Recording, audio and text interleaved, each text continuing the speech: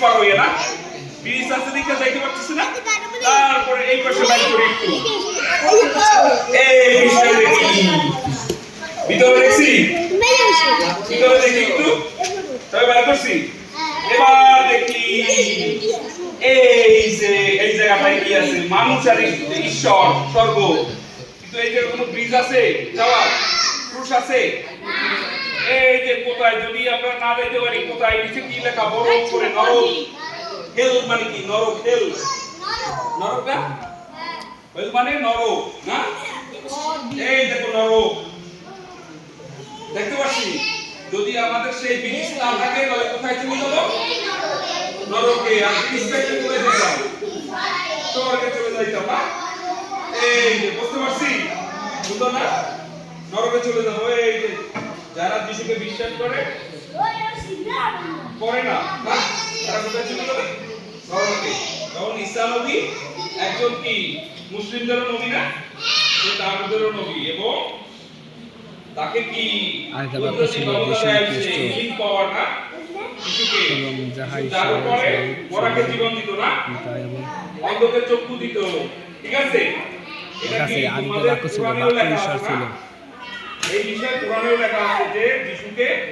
কুদরতি ক্ষমতা দিয়েছে ঈসা নবীকে কুদরতি ক্ষমতা দিয়েছে না বুঝতে পারছো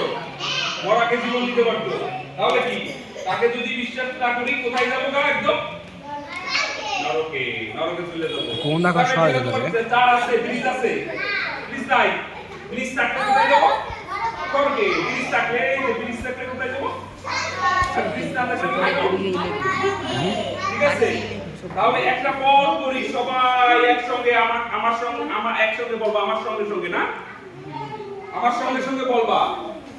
আমি বলবো তারপরে বলবা না কারণ ঈশ্বর জগৎকে এমন প্রেম করিলেন যে আপনার একজাত পুত্রকে দান করিলেন যেন যে কেউ তাতে বিশ্বাস করে সে বিনষ্ট না হয় কিন্তু অনন্ত জীবন পায় আবার একবার কারণ ঈশ্বর জগৎকে এমন প্রেম করিলেন আঙ্কেল যে এটা নিয়ে একজাত এবুলকে পুত্রকে আঙ্কেল করিলেন যেন আঙ্কেল তো বলাই আঙ্কেল একা ডাকে আঙ্কেল সে বিনষ্ট না হয় কিন্তু অনন্ত জীবন পায় বুঝতে পারছি